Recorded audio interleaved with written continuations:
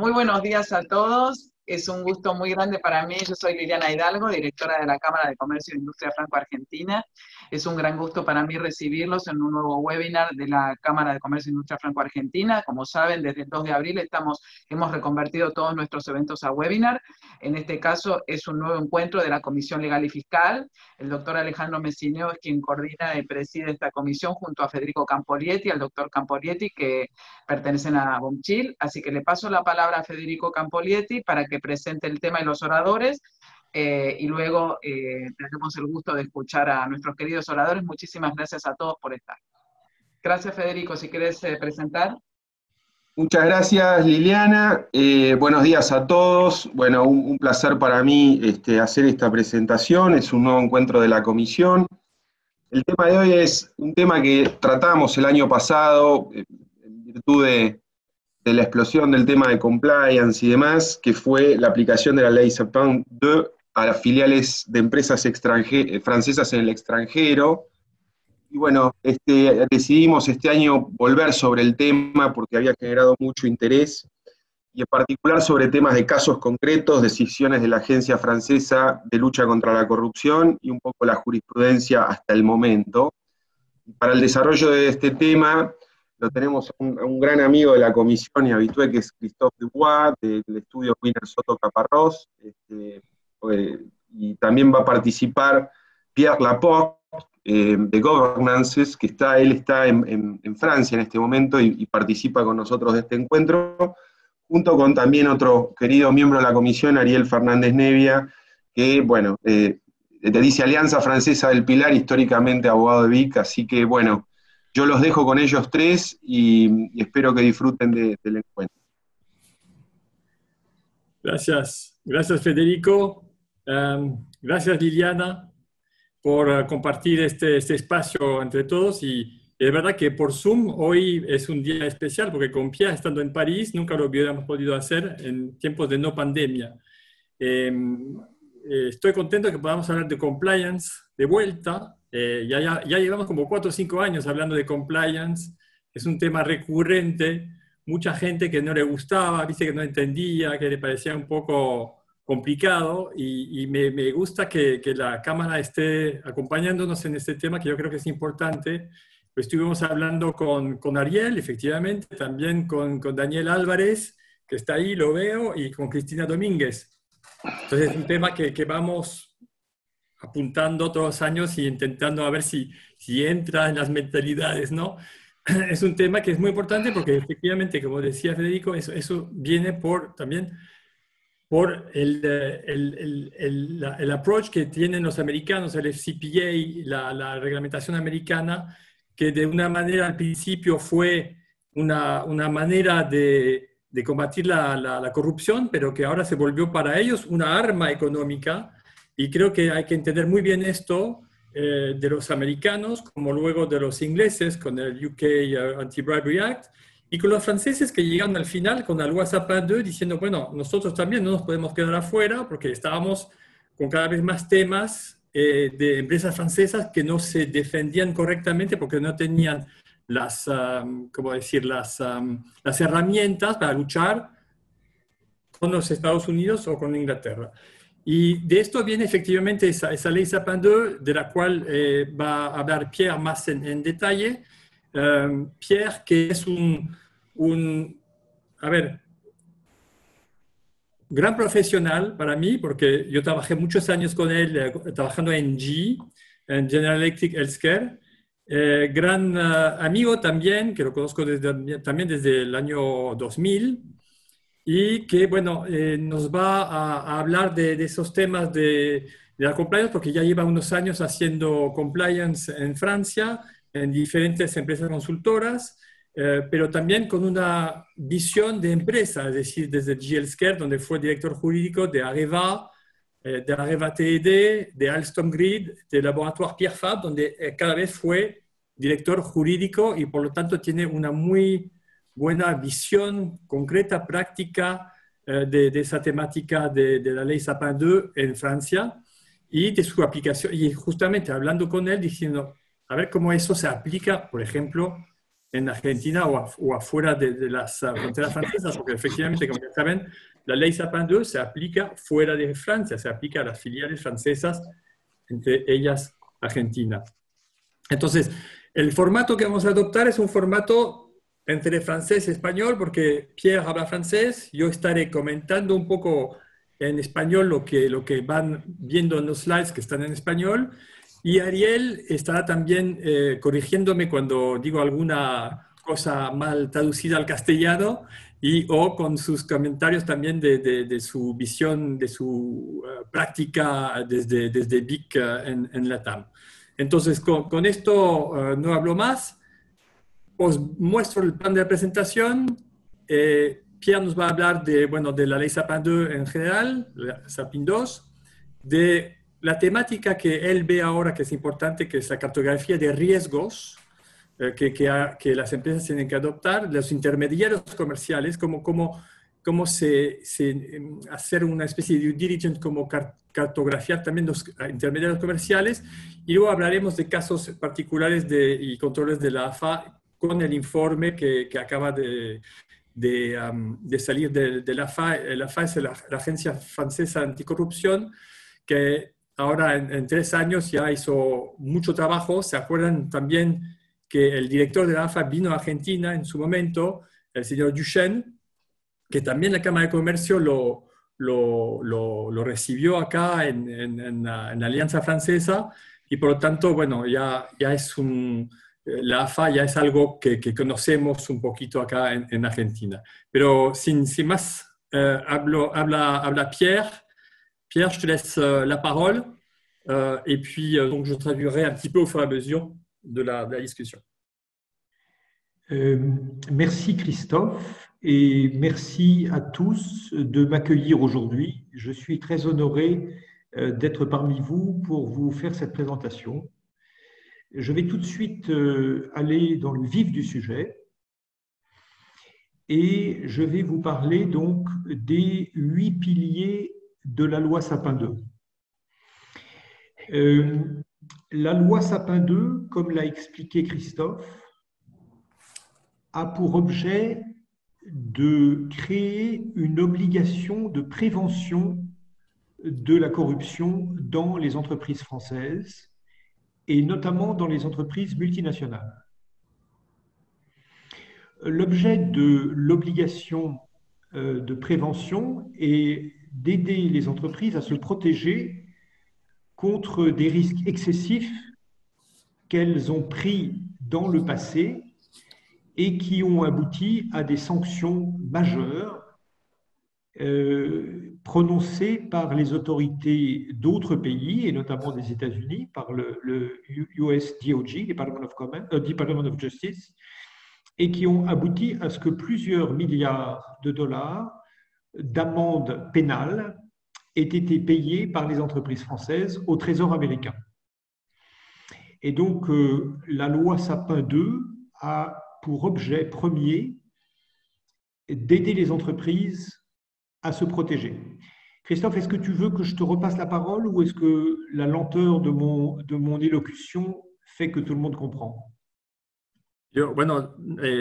Nada, 2 palabras. Lo que dice Pierre, lo que acabo de decir un poco antes, pero efectivamente hay una visión de protección de las empresas francesas con la ley Sapin II para prevenir la corrupción. Voilà. La loi Sapin prévoit 8 piliers que les entreprises doivent mettre en place. Christophe? Sí, hay 8 pilares que la ley ha puesto en marcha. Le premier, c'est l'engagement de l'instance dirigeante. Les autorités exigent que les dirigeants de l'entreprise expriment de façon sans équivoque et très claire le fait qu'il n'y a pas de tolérance dans l'entreprise et par l'entreprise de la corruption.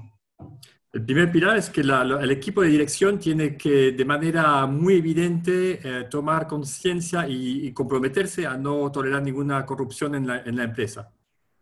Le deuxième pilier, c'est l'obligation d'établir une cartographie des risques de corruption Et en fait, c'est en tant que tel la seule législation aujourd'hui, ni la législation américaine ni la législation anglaise, n'exige que cette cartographie soit établie.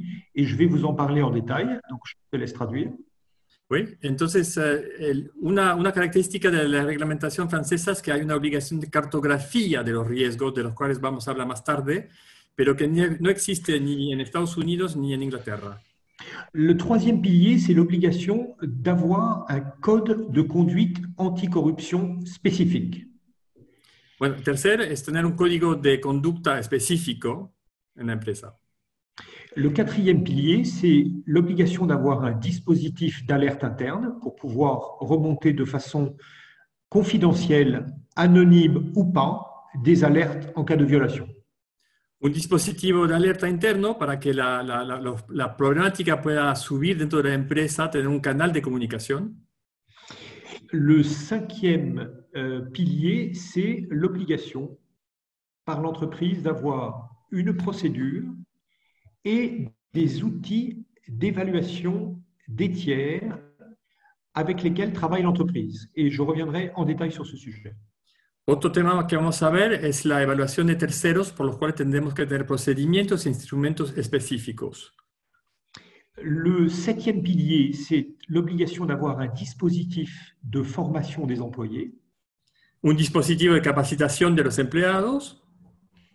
Et enfin, le dernier pilier, c'est d'avoir une procédure de contrôle du risque de corruption en tant que tel, avec 3 niveaux de contrôle. Un premier niveau au niveau opérationnel, un deuxième niveau au niveau de l'audit interne de l'entreprise et un troisième niveau, l'audit externe. Y luego procedimientos de control a 3 niveles, un procedimiento operacional, un procedimiento de auditoría interna y otro, el tercero, que es de auditoría externa. Et enfin, dans ce 8e pilier, il y a l'obligation pour l'entreprise de procéder de façon régulière à une évaluation de son dispositif de prévention de la corruption. Y con una evaluación interna, obligación de evaluación interna de ese procedimiento. Alors, je change de page et je vais maintenant passer à la question et au sujet de l'obligation de réaliser une cartographie des risques de corruption. En fait, l'objet de la cartographie, donc c'est in good English, it's a risk mapping, a corruption risk mapping. L'objet de la cartographie des risques de corruption, il s'agit en fait de hiérarchiser les risques d'exposition de la société à des sollicitations externes de corruption. Et ce travail donc d'identification et de hiérarchisation, il doit être fait de façon régulière et il doit être fait de façon à distinguer les secteurs d'activité de l'entreprise et ses zones géographiques. Et c'est la raison pour laquelle il est pertinent aujourd'hui de parler à des entreprises qui sont présentes en Argentine, mais dont les actionnaires ultimes peuvent être des sociétés françaises, car en fait, en application de la loi Sapin 2, une société française doit avoir fait une évaluation spécifique de ces marchés géographiques spécifiques. Entonces es importante para Argentina y para las filiales argentinas de empresas francesas de saber que para Argentina hay una obligación desde el punto de vista de la ley Sapin 2 y del artículo 3 que está en la pantalla ahora, de hacer este risk mapping, porque este risk mapping va por sector de actividad y por zona geográfica. Y este risk mapping obliga a las empresas efectivamente a jerarquizar los riesgos y a verlo periódicamente, poder actualizarlo. Pero de vuelta, importante por zona geográfica, es decir, que ver país por país y por actividad. Dans le cadre de la réalisation du risk mapping, l'entreprise doit mesurer son exposition au risque et donc elle doit exercer son jugement pour mesurer le risque. Elle doit avoir un outil pour réaliser cette cartographie. Elle doit éviter de faire quelque chose de disproportionné, parce qu'il faut que ce soit un outil qui soit un outil pratique et utilisable par les opérationnels.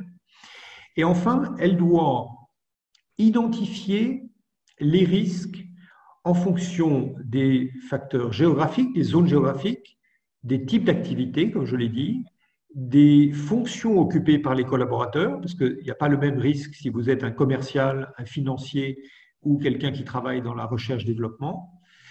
Elle doit aussi identifier les risques en fonction du type de client, parce que vous avez des clients qui sont un risque en tant que tel, parce qu'ils peuvent éventuellement être ceux qui vont favoriser ou inciter à la corruption.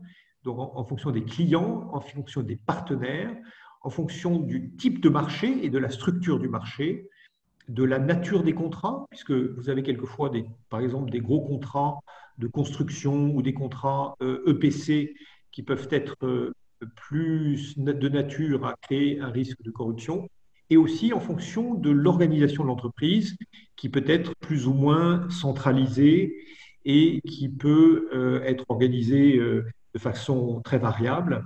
Et cette organisation peut être un facteur aussi soit de contrôle, soit de favoriser la corruption.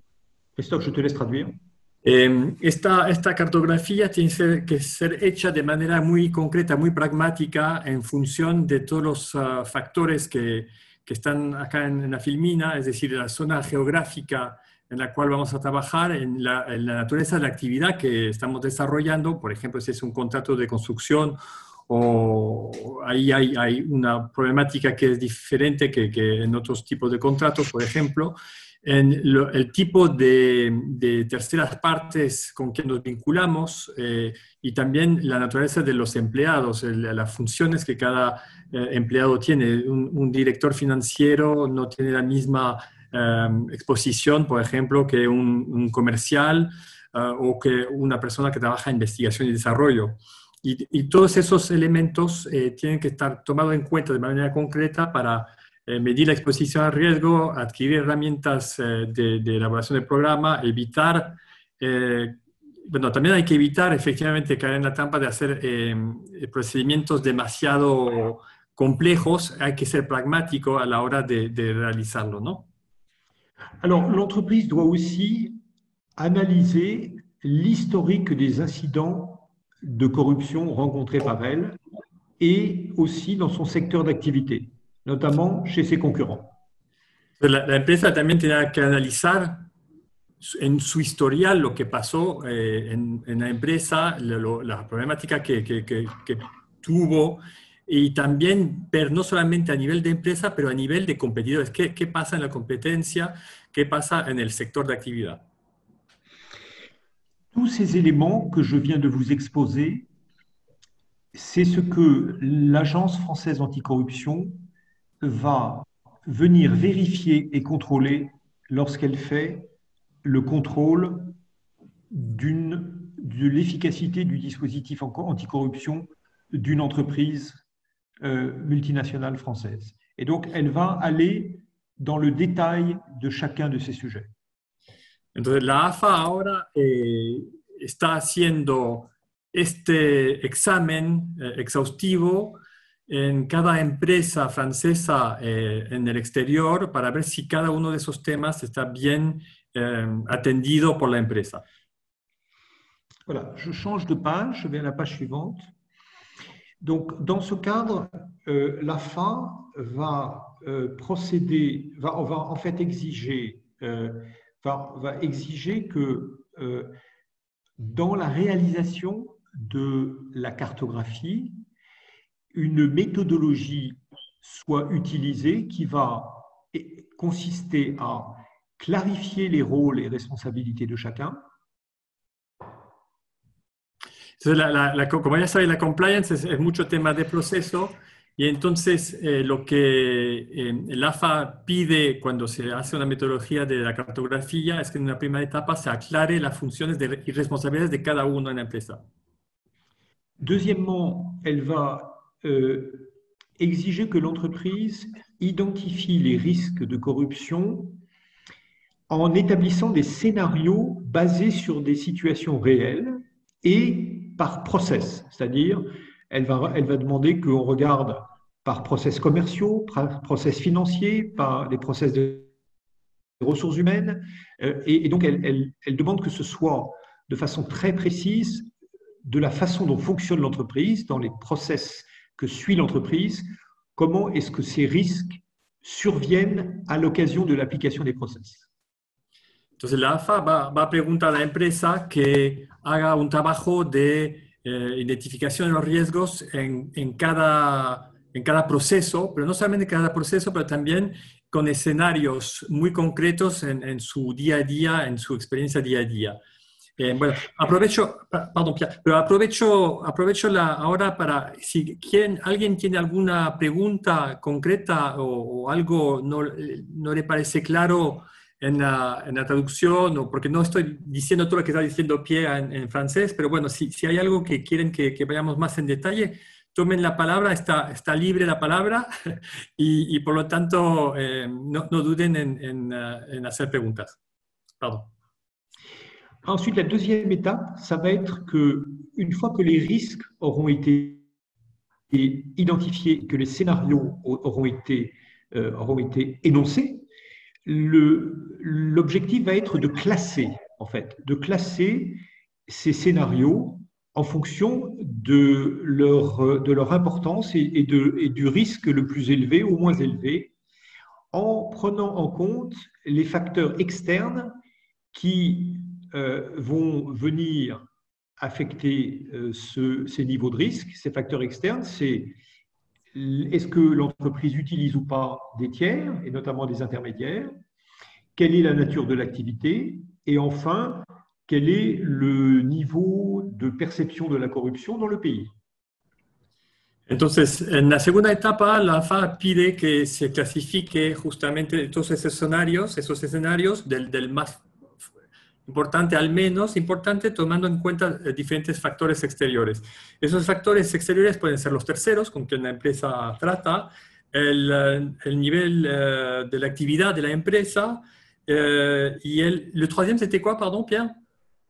En fait, c'était les tiers et l'indice de perception de la corruption, l'indice de perception pour le pays. Y el índice de percepción de la corrupción en el país que se analiza. Voilà, donc une fois que vous aurez votre liste de risques, de risques qu'on peut appeler des risques bruts, vous allez appliquer à ces risques les process de contrôle et de prévention de la corruption ou de contrôle interne et voir quelle est leur efficacité par rapport au risque. Et le risque net va être le résultat de l'application de ces process au risque brut.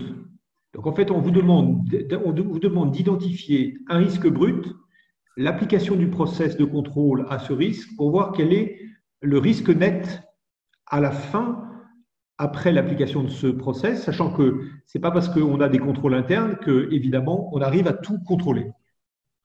Entonces, en una tercera etapa vamos a determinar cuáles son los riesgos brutos, se llaman riesgos brutos, porque a estos riesgos se va a aplicar el proceso y vamos a ver cómo ese proceso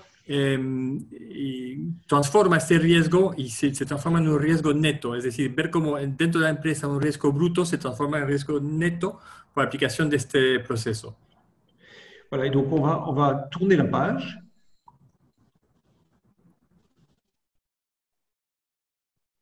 On peut changer de page, oui, voilà. Et donc là, en fait, toujours dans la méthodologie, et je crois que c'est intéressant de bien comprendre la méthodologie parce que c'est quand même très particulier.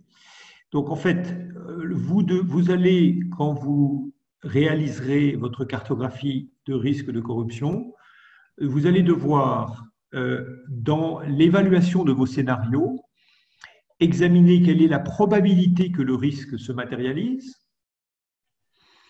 Vous allez devoir évaluer l'impact financier ou l'impact de réputation si le risque se matérialise. Vous allez donc affecter votre risque brut de ces critères de probabilité et d'impact, voir quel est le niveau de contrôle existant pour réduire ce risque, évaluer l'efficacité du contrôle existant pour arriver à votre risque résiduel en tenant compte de l'efficacité du contrôle. Je te laisse traduire, Christophe. Oui. Entonces, esta filmina a Pierre le parece interesante porque es un proceso realmente puesto en marcha acá con la AFA, que es de ver cómo un riesgo tiene probabilidad de que se materialice, de ver el impacto financiero reputacional de ese riesgo si se materializa. Luego, con esto tenemos un riesgo bruto que tiene que tener, al cual tenemos que tener en cuenta cuáles son los criterios de probabilidad y de impacto. Y luego, a esto, el nivel actual de control interno que puede reducir este riesgo para llegar justamente a un riesgo neto. Y ver cómo la supervisión sobre este proceso es eficaz. Y ver cómo esa eficacia funciona con la supervisión que se ejerce dentro de la empresa. Alors, je vais faire un commentaire hors slide. Quand j'ai commencé ma carrière, un jour, j'ai un commercial qui est venu dans mon bureau et qui m'a dit comment je me protège juridiquement quand je vais chercher une valise de billets à la banque à Jakarta pour apporter au directeur des achats chez le client qui est l'entreprise d'électricité indonésienne.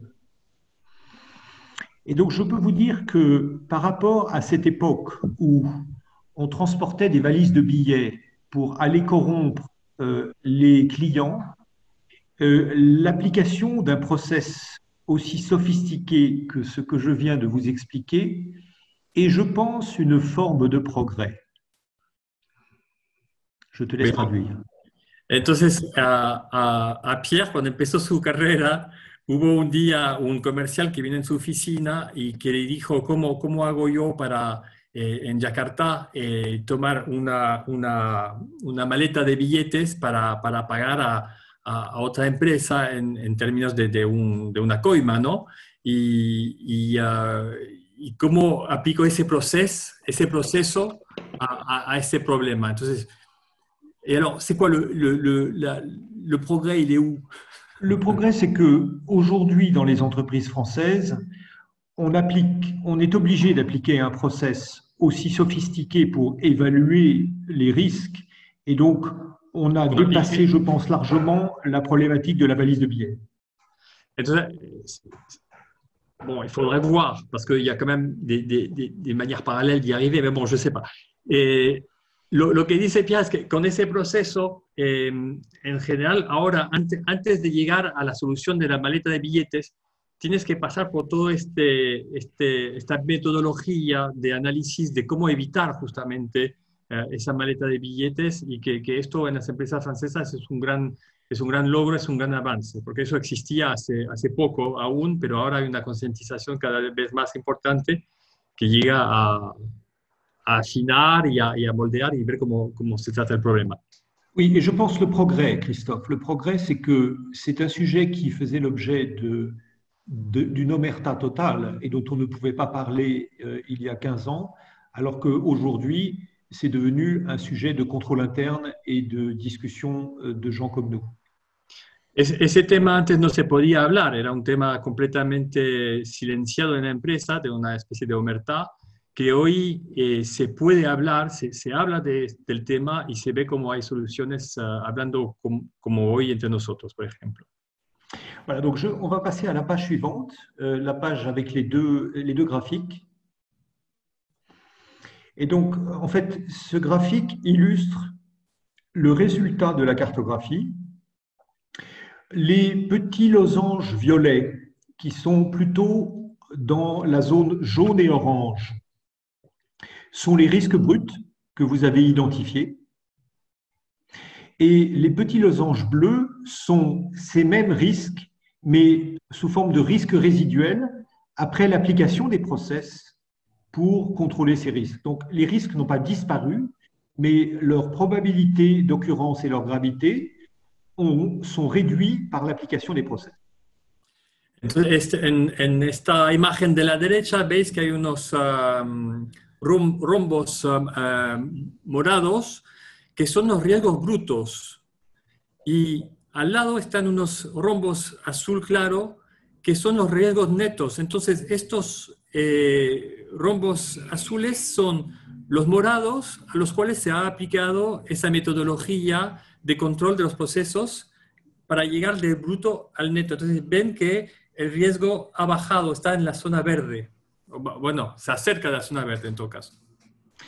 L'objectif de cet exercice, c'est de réduire à la fois la probabilité de survenance d'un risque de corruption et d'autre part de réduire son impact.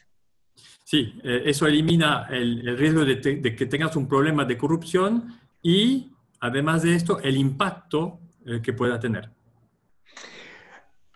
Alors, le deuxième outil essentiel de la loi Sapin 2, c'est l'obligation de procéder à une segmentation des parties tierces sur la base de la cartographie. Christophe? Oui. Je te laisse traduire. J'étais occupé sur la file.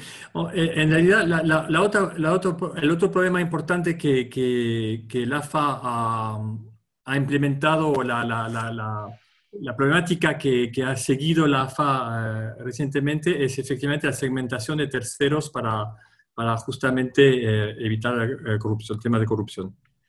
Dans toutes les autorités de lutte contre la corruption considèrent que la corruption aujourd'hui est en général réalisée en utilisant un tiers pour faciliter la corruption. Et donc, c'est à travers le contrôle des tiers que les autorités vont exiger que les entreprises soient plus prudentes et contrôlent le risque. En general, un tema de corrupción involucra a un tercero y por lo tanto es esencial tener un control sobre ese tercero de manera que lo vamos a tratar para justamente evaluar el riesgo o mitigarlo.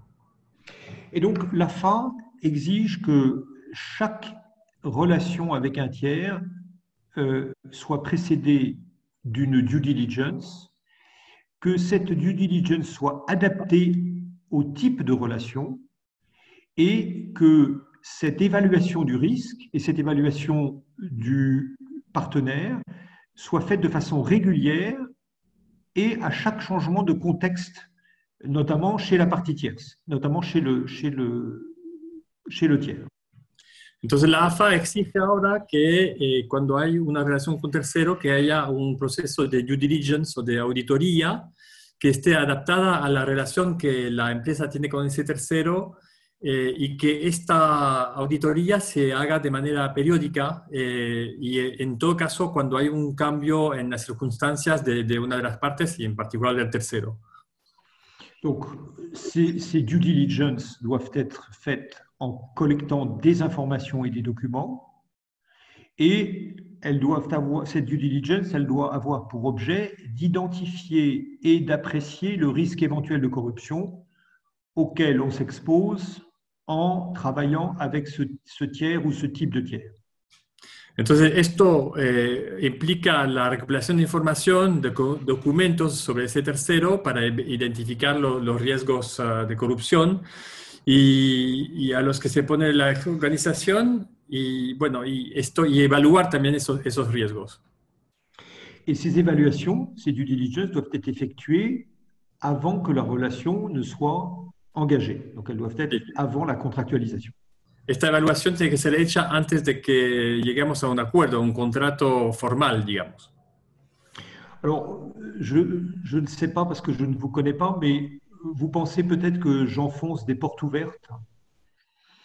Mais je peux vous dire que dans beaucoup d'entreprises françaises où j'ai travaillé, il y avait beaucoup de partenaires, notamment des partenaires de joint venture, par exemple, ou beaucoup de consultants qui n'avaient jamais fait l'objet de due diligence, jamais, et donc dont on ne connaissait pas l'actionnaire ultime, le bénéficiaire ultime, et dont on n'avait absolument pas la certitude qu'il soit qu'ils aient des pratiques commerciales acceptables. Entonces, a lo mejor os parece evidente, pero en realidad, en toda la experiencia que Pierre tuvo y yo también, de hecho, y seguramente que Ariel, la problemática es que muchas veces encontramos en presencia de empresas con las cuales hay unas joint ventures, unos consorcios de empresas o consultores que están ahí trabajando con la empresa, con los cuales nunca se supo quién era realmente el accionista último, verdadero, y sin que se haya hecho ningún tipo de screening, ¿no? de proceso de conocimiento de con quién estamos trabajando. Donc, on va passer à la page suivante. C'est la page où il y a le gros camembert, là, ou le gros fromage de brie. Le voilà. Voilà. Et donc là, c'est une page qui vient de l'Agence française anticorruption, qui résume en fait le spectre de ce que l'entreprise va devoir examiner, c'est-à-dire ses fournisseurs, ses sous-traitants, ses agents, ses prestataires de services, ses distributeurs, ses consultants, ses partenaires en co-entreprise. Et ça, c'est le cercle noir, c'est la partie bleu foncé, pardon. Et puis ensuite, vous avez le troisième cercle, c'est les fournisseurs des fournisseurs, et c'est les auditeurs, les lobbyistes, etc. Et en fait, l'AFA va s'intéresser, lorsqu'elle va venir contrôler une entreprise française, à la façon dont chacune de ces catégories a été sélectionnée et quel est le contrôle effectif qui est exercé sur l'activité et sur notamment la rémunération qui est versée, sachant que, évidemment, la corruption, elle passe par de l'argent, et plus vous donnez d'argent à un tiers, plus la probabilité qu'il y ait un risque augmente, et donc la rémunération devra être totalement justifiée, et notamment le montant de la rémunération devra être totalement justifié. Entonces acá tenemos un brie o un camembert donde l'AFA intentando poner un poco todos los socios de la empresa está en el medio y alrededor están todas las empresas con las cuales trabaja, los terceros con las cuales trabaja. Entonces están primeros proveedores, los subcontratantes, los agentes, los prestatarios de servicios, los distribuidores, los consultores y las empresas, las coempresas, es decir, o joint venture o consorcio. Y alrededor hay los terceros de los terceros, es decir, los contratantes de nuestros contratantes, que pueden ser subcontratantes, que pueden ser lobbyistas, que pueden ser auditores, pueden ser proveedores de nuestros propios proveedores. Y la AFA va a mirar toda esa temática, va a mirar de cerca en sus controles cómo la empresa ha evaluado los riesgos a nivel de cada uno de esos terceros. Sobre todo teniendo en cuenta el control efectivo que ha realizado, cómo ha evaluado ese tercero y también por la remuneración que se ha pagado, porque cuanto más importante es la remuneración que se va a pagar a este tercero, más posibilidad hay de que haya un problema de corrupción. Entonces ahí la AFA también va a mirar que la cantidad que se pague esté completamente justificada en todas sus partes. Voilà, donc ce sont les deux outils principaux que l'entreprise va devoir utiliser pour maîtriser et connaître son risque d'exposition à la corruption. Et maintenant, je vais rapidement vous parler de 3 cas de grandes entreprises françaises qui ont fait l'objet d'un contrôle de l'AFA depuis 3 ans et demi. Et alors, je vais pas détailler les pages de la présentation qui ont pour objet plutôt d'illustrer le caractère très séquencé et très serré du calendrier de contrôle. Je te laisse traduire. Vamos a hablar de tres controles, de tres casos que hubo recientemente en los 3 años y medio pasados por el AFA. Estas filminas están mostrando una secuencia, pero para mostrar sobre todo lo, lo cerrado que está, lo rápido que va de un punto a otro cuando hay un control, es decir, que no hay mucho tiempo libre. Alors, le premier contrôle... Pardon, Pierre. Oui. Ouais. Oui, ici je voudrais faire une intervention concernant ce qu'on avait commenté en préparation sur l'expérience chez Société des produits de grande consommation. Je pense que c'est important de mettre l'accent peut-être sur les cas de Sonepar comme une entreprise qui n'est pas... Ariel, discúlpame. ¿Podrías hablar en castellano? Sí, sí.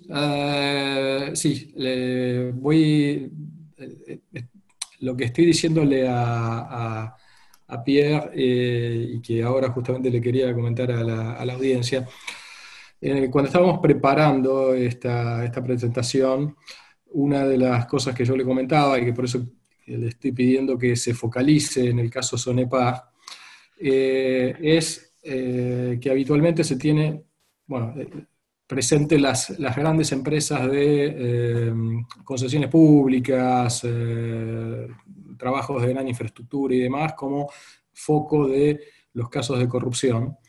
Y yo le comentaba, y esto es lo que quiero compartir con ustedes, que cuando estaba en BIC, o también la experiencia de otras empresas de productos de consumo, el foco del programa de ética y compliance, que en general comprendía tanto como corrupción como antiacoso, estaba en el antiacoso. Y muchas veces teníamos la baja sensación de riesgo respecto a riesgo de corrupción, pensando que, bueno, productos de consumo masivo de poco valor no suelen estar en el ojo de la tormenta o en el apetito de los funcionarios para pedir coimas cuando se trata digamos, de licitaciones y ese tipo de cosas. Esto era la situación hace 2 años, 3 años. Cuando comentaba esto con Pierre y Christophe en la preparación, Pierre nos comentaba sobre el caso Sonepar, que para nada es una empresa, digamos, ni una gran empresa, ni una empresa que pudiera estar en el foco de la corrupción, pero que fue objeto de un caso. Oui, et je pense que la particularité de la société Sonepar, qui est une société qui fait plus de 20 milliards d'euros de chiffre d'affaires, et l'intérêt et la particularité, c'est que c'est une société qui distribue des équipements électriques moyenne et basse tension. Et donc, c'est une entreprise qui travaille assez peu par des appels d'offres publics et qui est certainement moins exposée à la corruption qu'une entreprise, par exemple, de grands projets. Et ce qui est intéressant, c'est que l'AFA a montré que la cartographie des risques de corruption réalisée par Sonepar n'était pas assez détaillée, n'était pas assez précise, ne prenait pas suffisamment en compte les spécificités géographiques et notamment n'avait pas suffisamment impliqué les opérationnels dans la préparation de la cartographie. Christophe, je te laisse traduire. Y bueno, efectivamente, Sonepar es un poco comparable a BIC en el sentido que hace mucho, es distribución de equipamiento eléctrico de baja y mediana tensión. Es un negocio de más de 20.000 millones de euros de ventas, pero no es una de estas grandes empresas. Pero igualmente la AFA, cuando miró la cartografía de riesgos de Sonepar, se dio cuenta de que esta no estaba bastante detallada, precisa, que además no tomaba en cuenta la problemática local, geográfica, y que no había implicado suficientemente los operacionales de la empresa. Estaban un poco quedados afuera, es como una estructura paralela, digamos. Et ce qui est intéressant aussi, c'est que Sonepar, c'est une société familiale qui appartient à des capitalistes du nord de la France, à une famille de capitalistes du nord de la France. Ce n'est pas une société cotée en bourse, c'est une société qui est très discrète. Et Sonepar avait utilisé les services d'un grand cabinet de conseil, d'un des Big Four, en fait, et elle a essayé de se défendre d'ailleurs en disant qu'elle avait pris les conseils des Big Four, mais l'AFA a dit en fait vous avez été mal conseillé par le cabinet qui vous a conseillé parce que le travail réalisé n'était pas assez granulaire. Et je crois que c'est pour ça que cet exemple est pertinent pour vous qui travaillez en Argentine, c'est qu'il est important que vos entreprises, si votre actionnaire est une société française par exemple, soient bien conscientes qu'elles doivent prendre en compte la spécificité des risques de corruption qui existent dans votre marché. Entonces, efectivamente, lo que pasa con Sonepar es que es una familia de capitales privados, una familia del norte de Francia, que cuando se le hizo esos reproches a nivel de la AFA, dijo, no, pero nosotros usamos un Big Four, y ahí la AFA dijo, no, pero le aconsejaron mal, en realidad, no es por haber tomado un gran despacho que lo hicieron bien, porque justamente le falta lo que se usa mucho en Francia de momento es la granularidad, es decir, ir en el detalle del grano de los puntitos que justamente, por ejemplo, en Argentina hay que tomar en cuenta. Es decir, que la empresa que trabaja en Francia no tiene el mismo negocio, aunque sea la filial en Argentina, que la filial argentina que tiene un negocio que se adecua también a las circunstancias del país. Y eso es lo que le faltaba a Sonepar.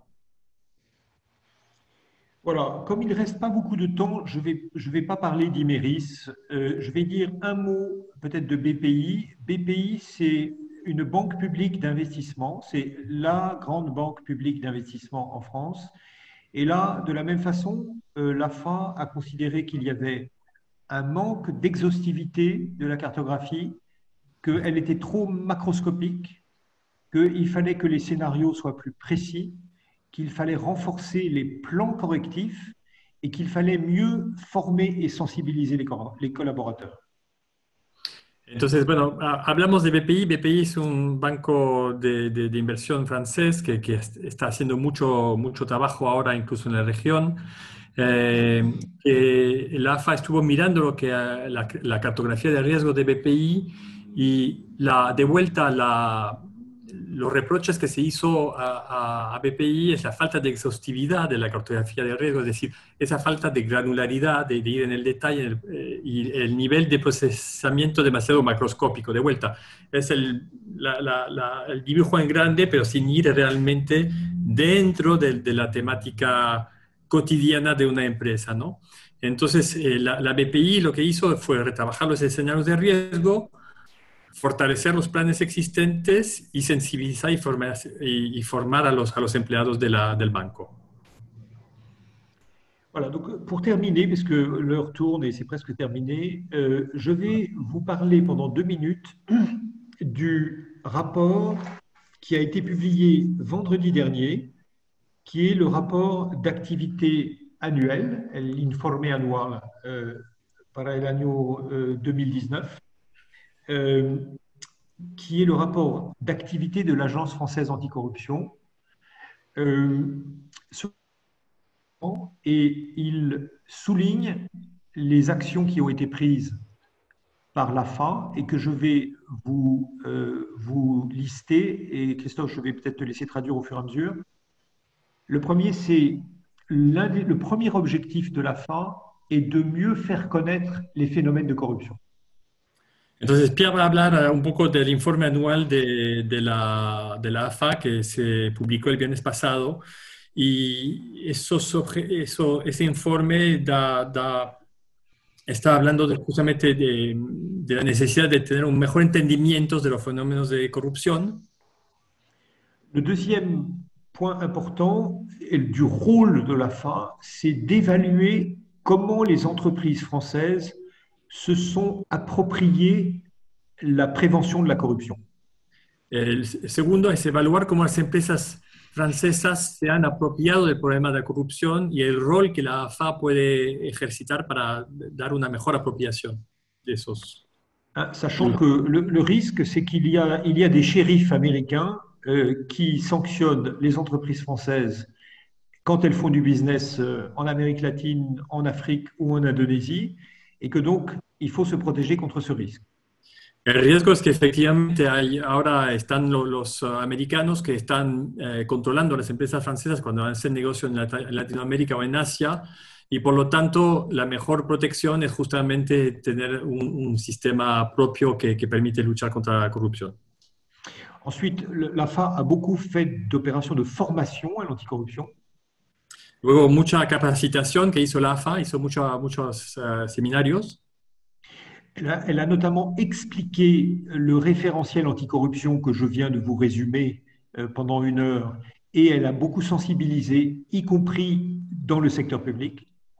Explicó lo que acabamos de ver justamente ahora con el mapeo de riesgo y conocimiento de terceros. Y el otro point, c'était... Et en particulier dans le secteur public. Y en particular en cuanto al sector público. Ensuite, elle a beaucoup soutenu les entreprises dans cet effort, de leur expliquer ce système. Hizo mucho soporte a las empresas francesas en ese sistema, es decir, que no sancionó al principio era más acompañar. Ensuite, elle a mis en œuvre des actions de coopération internationale très importantes et elle a passé de nombreux accords avec les autorités de lutte contre la corruption en Afrique du Nord, en Asie, en Amérique latine et en Europe. Et donc ça, il y a une volonté de créer un réseau de prévention et de lutte contre la corruption qui soit pas américain, tout simplement. Entonces, también está abogando mucho para un sistema de cooperación internacional con los equivalentes en África, en Latinoamérica, en Asia, para que sea un referente que no sea solamente un referente norteamericano anglosajón. Y está trabajando en ese tema. En Latinoamérica, en Amérique latine, on a des accords avec le Brésil et le Mexique, c'est ça? Oui, c'est ça. Entonces, en Latinoamérica hay acuerdos que se están celebrando y hay cooperación también con Brasil y con México. Voilà, aquí, ensuite... sí, perdón, Pierre, Christophe, aquí quizás sería interesante que comente los casos de Société Générale y de Airbus que comentábamos ayer, para el público, o sea, sobre esto de la cooperación internacional. A ver, sabemos ya desde hace tiempo que cualquier compañía multinacional, este es el caso que citamos siempre, un grupo francés con filiales en Estados Unidos, Inglaterra, Argentina, puede tener, por un hecho de corrupción en Argentina, puntos de conexión con las legislaciones anticorrupción de los 4 países. Entonces esta es una situación, un problema que ya existía. Es interesante ver cómo evolucionaron los acuerdos y las relaciones entre las distintas agencias, y acá lo que le pediría a Pierre es que comente estos 2 casos en cuanto a qué pasa cuando por un mismo hecho hay vocación a intervenir de 4 o 5 legislaciones. Oui, alors je vais commenter sur ce point. Il y a eu 2 grandes affaires en France de coopération judiciaire internationale sur donc le cas de la Société Générale et le cas Airbus. Sur le cas de la Société Générale, les faits sont simples. Des commerciaux de la Société Générale avaient payé un agent pour donner une commission de corruption aux fonctionnaires du Fonds souverain libyen pour qu'ils investissent dans des valeurs de la Société Générale. Christophe? Sí, entonces hay 2 grandes casos de cooperación judicial internacional, como decía Ariel, que es Air France, Airbus y Société Générale. Para el tema de Société Générale, los hechos son que había unos comerciales que pagaban a unos agentes para que coimen, en realidad, a funcionarios de un fondo soberano libio para que compre bonos o fondos de inversión de la Société Générale. Dans le dossier de la Société Générale, l'amende, le travail d'investigation et l'amende ont été partagés entre le DOJ et le Trésor américain, le US DOJ, et le parquet national financier français, et de façon satisfaisante. Et je pense qu'il y a eu un vrai travail de coopération avec des échanges de documents dans le respect de la loi française sur le transfert d'informations dans le cadre d'une enquête pénale internationale. Entonces hubo realmente un trabajo de equipo entre el Departamento de Justicia americano y el Procurador Nacional Financiero francés a nivel de la investigación y luego de la multa que tuvo que pagar. Incluso en intercambio de documentos se hizo todo de acuerdo con las reglas internacionales a nivel pénal. Dans le cas Airbus, dans le cas de la société Airbus, Airbus est une société européenne qui est à la fois française, allemande et anglaise, mais dont le siège social est à Toulouse, en France. Dans le cas d'Airbus, il y a eu une coopération internationale entre les autorités judiciaires françaises, anglaises et américaines.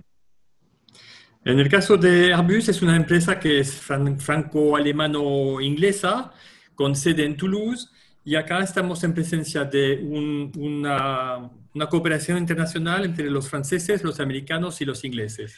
Alors, sur le droit applicable, puisque quelqu'un a posé une question tout à fait pertinente sur le droit applicable, en fait, le droit applicable, vous savez que chacune des lois de ces pays, que ce soit le droit américain, le droit anglais ou le droit français, appréhende et sanctionne les comportements de corruption qui ont été commis à l'étranger. Et donc, le fait pour une entreprise de corrompre un agent public à l'extérieur de son pays peut exposer cette entreprise sur son territoire national. Et c'est exactement ce qui s'est passé avec Airbus, où Airbus a été sanctionné donc, en France parce qu'il y avait eu de la corruption d'agents publics dans différents pays, mais elle a aussi été condamnée et sanctionnée dans d'autres pays parce qu'il y avait des faits et qui d'ailleurs étaient des faits distincts. Et donc, c'est un point important puisqu'il n'y a pas eu trois condamnations pour les mêmes faits. Il y a eu 3 condamnations par 3 autorités pour des faits différents de corruption commis par Airbus dans différents pays. Et en fait, la coopération a consisté d'ailleurs à se répartir les affaires entre les 3 autorités et à sanctionner des infractions différentes chacune. Je te laisse traduire, Christophe. Entonces, lo que pasó acá es que la reglamentación, tanto como francesa, como inglesa, como americana, estaba dirigida a condenar actos de corrupción cometidos afuera del territorio nacional de cada uno de esos países. Pero no, por lo tanto, fue que se juzgó sobre la misma cosa. Es decir, que las 3 autoridades se repartieron de alguna manera cada una de los puntos, de los hechos, para sancionar lo que era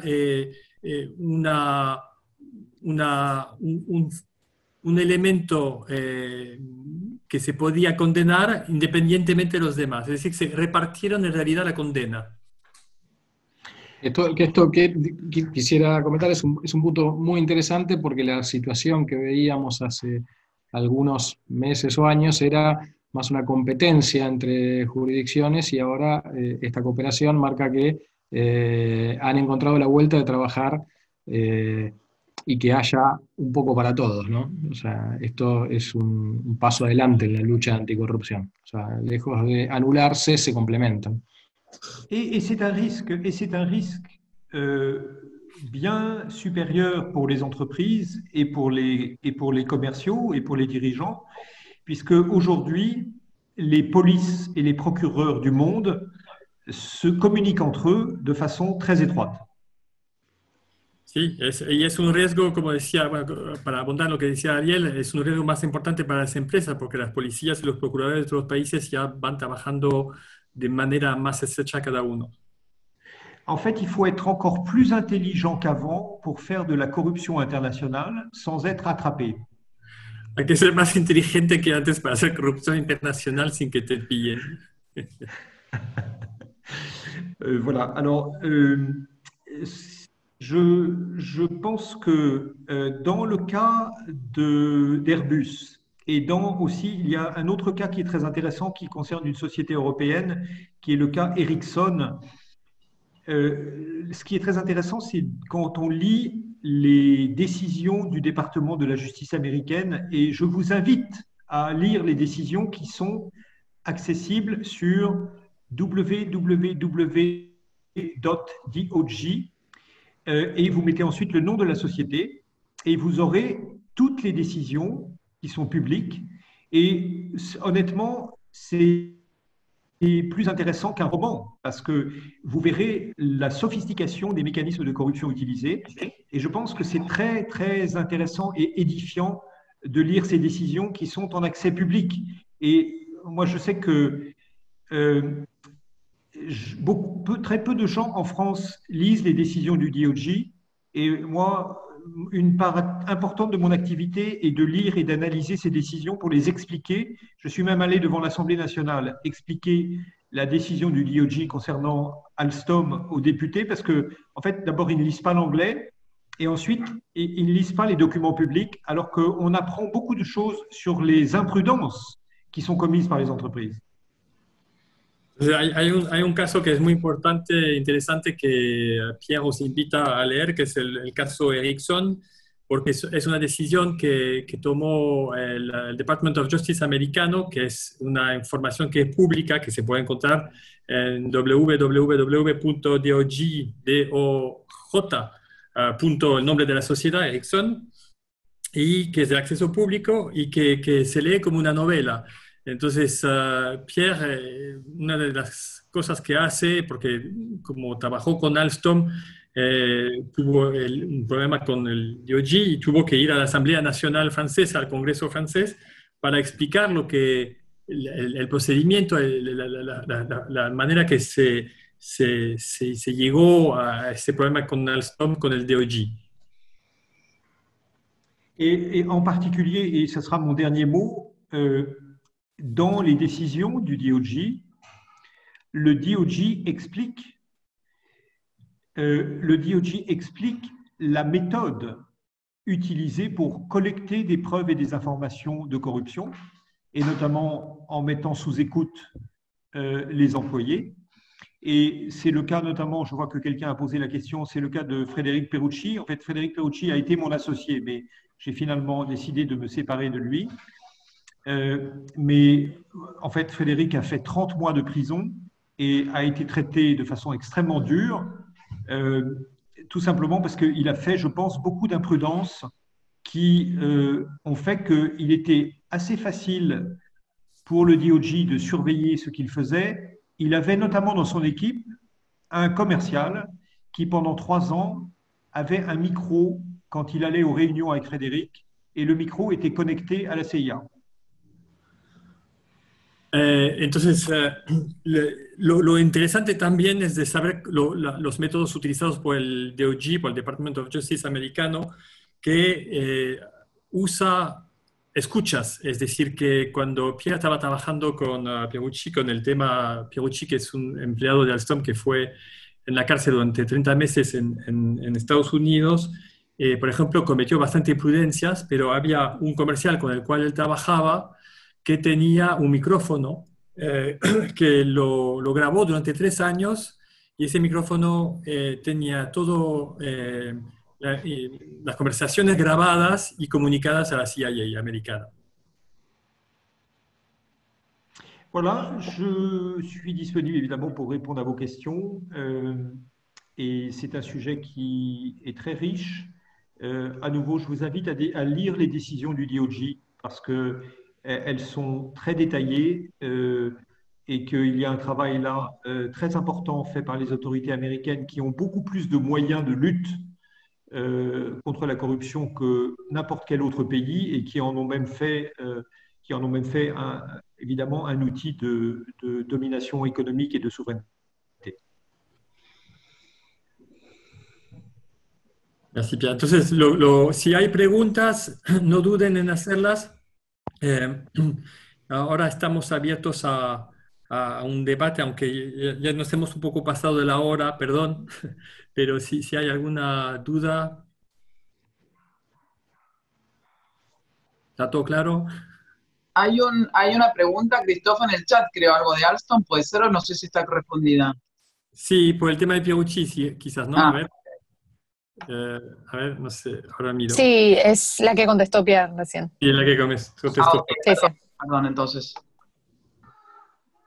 Y fue un caso emblemático. El caso Pierucci y Alstom fue emblemático de la toma de conciencia, digamos, de Francia por la necesidad de dotarse de herramientas eficaces, ¿no? En el momento de luchar contra la corrupción y no dejarlo a los demás. Ahí, Christophe, tenemos un comentario de María Sol Covelo de Sofrecom que dice que justamente en la empresa lo usan como caso testigo. Ah, mira. Donc, il y a une société qui utilise le cas Pierucci comme un dossier, comment dire, un dossier un référent, quoi, un référentiel de cas. Oui, en fait, pour votre information, j'ai travaillé pendant 3 ans avec Frédéric Pierucci et quand il est revenu de prison la 2e fois, parce qu'il a fait 2 périodes de prison, nous avons organisé une conférence au MEDEF, qui est l'association des entreprises, des grandes entreprises françaises, avec M. Duchesne de l'Agence française anticorruption. Et nous avons eu 400 personnes qui sont venues, essentiellement des cadres commerciaux, parce que, en fait, si vous voulez, la leçon de l'affaire Alstom, c'est que si vous corrompez pour votre entreprise aujourd'hui ne vous défendra plus. Et elle vous abandonnera, elle vous laissera payer vos honoraires d'avocat et elle vous laissera aller en prison parce que la loi, en fait, lui interdit de vous soutenir et si elle vous soutient, elle est complice de vos actes. Entonces, lo que dice Pierre es que efectivamente cuando en el caso Pierucci estuvo trabajando con él unos años, incluso tuvo que ir a la FA y habló con Duchesne del tema, pero lo que es bastante relevante también es que el señor Pierucci al fin y al cabo se encontró solo como ejecutivo de la empresa porque la empresa no lo podía soportar de alguna manera. Lo dejó un poco que se mueva solo y se defienda solo. Entre tanto, tuvo que pagar sus honorarios de abogados por él mismo para no ser la empresa como ayudando a un empleado acusado de corrupción. Y aún ahora creo que está intentando pagar sus honorarios de abogados americanos, que le costó una fortuna. Alors, je ne sais pas, j'avoue que je ne sais pas répondre à la dernière question. Quelle est la coopération entre les autorités françaises et argentines en matière de lutte contre la corruption? Je pense qu'il y a très peu. Enfin, je ne sais pas si les autres avocats là, sur le webinar ont des expériences ou des retours d'expérience. Mais pour le moment, déjà, il faudrait que la France vienne vers l'Argentine avec des demandes. Il y a eu avec les États-Unis, je sais, à un moment donné, mais je pense que c'est à chaque fois qu'il y a des dossiers de coopération, c'est très, très long. Donc, on a le temps de voir le temps passer. En espagnol. Ah, sí. No, estaba diciendo, a ver, si alguien tiene alguna experiencia de cooperación entre Francia y Argentina a nivel de lucha contra la corrupción. yo personalmente no lo vi. Sé que cuando estuvo el G20 vino Duchenne acá y hubo discusiones acá sobre el tema. No sé si concretamente hubo algún caso que se resolvió o algún tema que se pudo tratar. Y de manera concreta, no sé si tenéis algún tema, ¿viste?, de corrupción que esté andando ahora, que con pedidos internacionales, que yo sepa, no tengo. De todos modos, no hay mucha publicidad al caso. Y Christophe, también hay una consulta de Fernando García Bonini de Total, que dice si podría comentar sobre la aplicación extraterritorial de esta legislación, estilo americano, en caso de sucursales o filiales de empresas francesas en otros países. Por ejemplo, Sociedad Argentina, en la cual la empresa francesa es accionista. Y sí, a ver, en caso de sucursales o filiales de empresas francesas en otros países, exactamente, es todo esto. El tema de la ley Sapin 2 es que se aplica a las filiales extranjeras de empresas francesas. Entonces, el Total Argentina está sujeta a esa legislación completamente. Todos los puntos que acabamos de mencionar son puntos que se aplican acá. Y justamente el tema de Sonepar, donde había ese problema de granularidad, de aplicación geográfica, es la temática que la AFA está hoy intentando poner en manifiesto, ¿no? De ver cómo se aplica esto en Argentina concretamente, en Argentina o en otros países. Pierre, il y a une question de Fernando García Bonini qui demande effectivement quelle est l'application extraterritoriale de la loi Sapin 2. Donc je dis justement, c'est tout ce dont on vient de parler, c'est effectivement tout ça, ça s'applique particulièrement à une filiale, même d'une société française en Argentine. Donc ça peut être Total Argentine, comme ça peut être... voilà. Et une corruption qui serait commise par la filiale argentine d'un groupe français va exposer la filiale argentine et le groupe français en France. Après, j'imagine que la filiale argentine est probablement exposée en Argentine, mais en tout cas, les deux sociétés sont exposées en France. Sí, sí. Entonces, el tema también es que, por un tema, por ejemplo, de corrupción en Argentina, tendremos la ley de responsabilidad penal de 2017 que se aplicaría en Argentina por hechos argentinos con legislación argentina, pero además de esto tendría una calificación en Francia para la matriz francesa por el hecho consumido en Argentina. Alors, dans le cas Airbus, la plupart des corruptions n'ont pas été payées depuis la France. Elles étaient payées dans les différents pays avec des mécanismes très sophistiqués et des montages très sophistiqués. Et c'est vraiment intéressant de le lire parce qu'on voit que dans certaines entreprises, il y a même une organisation dont l'objet est de faire de la corruption. C'était le cas d'Alstom. Et en fait, les mécanismes de corruption, ils sont évidemment pas faits depuis la France. Ils sont faits la plupart du temps depuis les Émirats Arabes Unis ou depuis Hong Kong ou depuis Singapour. Entonces, en el caso de Airbus, justamente, todos los pagos se hicieron afuera, nunca fueron hechos desde Francia, fueron hechos en las filiales desde Hong Kong, Singapur o otros países externos. Excelente. Y tenemos, bueno, un comentario en realidad de Roberto Bauzá que preguntaba justamente sobre esta colaboración con autoridades argentinas, que dice que en la anterior administración de la Oficina Anticorrupción hubo muchos contactos internacionales que parece en estos días que están descuidados, y da su opinión personal. Dice que casi nos resta guardar que ciertas sanciones vengan primero desde autoridades extranjeras, dada la lentitud o hasta indolencia de las autoridades actuales para impulsar los procesos. Estoy completamente de acuerdo contigo, Roberto. Yo creo que la lucha anticorrupción en Argentina vendrá como vino en Francia, por sanciones americanas que llegaron a Francia. Bueno, pues tenemos que esperar que haya una sanción gorda, un ejemplo, y entonces ahí la gente se despierta y empieza a darse cuenta de que hay que hacer algo. Por eso yo llevo 4 años y me digo que es una manera muy concreta de luchar contra la corrupción en los países, es decir, tener un gendarme que te pega desde afuera, porque a veces, viste, localmente no tenemos las medidas, las herramientas, la voluntad, y entonces si te viene de afuera, en un momento dado, bueno, estás obligado a ayornarte, ¿no? A ponerte al día. Un shérif. Un sheriff. Que te pega.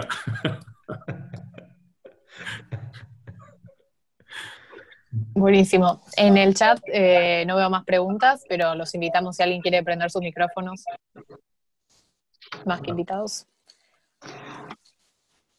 Bueno, les quiero agradecer, si no hay más preguntas, les quiero agradecer realmente Pierre Laporte, voy a decir el título de él, es fundador y socio de Gouvernance. Muchísimas gracias, Pierre, por esta locución. Merci beaucoup, Pierre. C'était très, très intéressant sur tous les cas pratiques, je crois que sont très, très pédagogiques. Je ne sais pas, nous apprennent à bien faire la vigilance de cette loi qu'il faut absolument la respecter. No, ouais. C'est ça. Alors, bueno, no sé si queda algo más, Ariel, Christophe, si Monsieur Laporte veut dire quelque chose comme final à l'auditorium avant que je salue à tout le monde. Écoutez, d'abord, je voudrais vous remercier et ensuite dire que je pense que la raison pour laquelle il est important de prendre au sérieux la loi Sapin 2, c'est tout simplement que c'est de protéger les individus. Parce que quand on fait une carrière dans un grand groupe, et moi j'ai fait 30 ans de ma carrière dans des grands groupes, en fait, quelquefois on prend des risques pour son entreprise. Or, aujourd'hui, la politique des autorités et la politique du DOJ est de casser la protection accordée par l'entreprise à ses cadres. Et donc, il faut savoir qu'on n'est pas protégé par son employeur et que donc la meilleure façon de se protéger, c'est d'abord se protéger soi-même. Voilà ma phrase de conclusion. Entonces, lo que dice Pierre es, bueno, primero agradecer a todo el mundo por la posibilidad de hacer esta intervención, pero lo más importante, lo que hay que recabar es que en sus 30 años de carrera en la empresa se da cuenta de que hoy lo que es importante es protegerse como individuo dentro de la empresa, porque la política ahora que está llevada a cabo por el DOJ y en Francia es de decir a la empresa que no los van a proteger a los empleados. La empresa es una cosa, te va a pedir cosas, te va a pedir, dice, en tu carrera de organizar algunas cosas, pero en el momento de que hay un problema de corrupción no te va y no te puede proteger, como el caso de Gucci. Sí, tal cual, porque uno se siente por ahí protegido porque está en una empresa grande, en una multinacional, pero hoy por hoy tenemos que todos prestar mucha atención a respetar las leyes y protegernos nosotros mismos individualmente y seguir por la buena senda. Ojalá que yo veía un comentario también que decía que pensamos que va a venir de afuera un poco la sanción en caso de que haya alguna corrupción. No pensamos que lamentablemente desde Argentina esté la inquietud, ¿no?, de compartir con Francia las buenas prácticas. No sé, ojalá que nos equivoquemos y que pronto en Argentina podamos compartir buenas prácticas con Francia, que está haciendo realmente una gran labor con esta ley Sapin 2. No sé, Christophe y Ariel, si quieren saludar o quieren decir algo al auditorio antes de que yo los despida. Nada más, gracias a todos por estar presentes. Muchas gracias a todos por estar aquí. Nada más. Merci beaucoup, Pierre. Muchísimas gracias, Christophe. Muchísimas gracias, Ariel.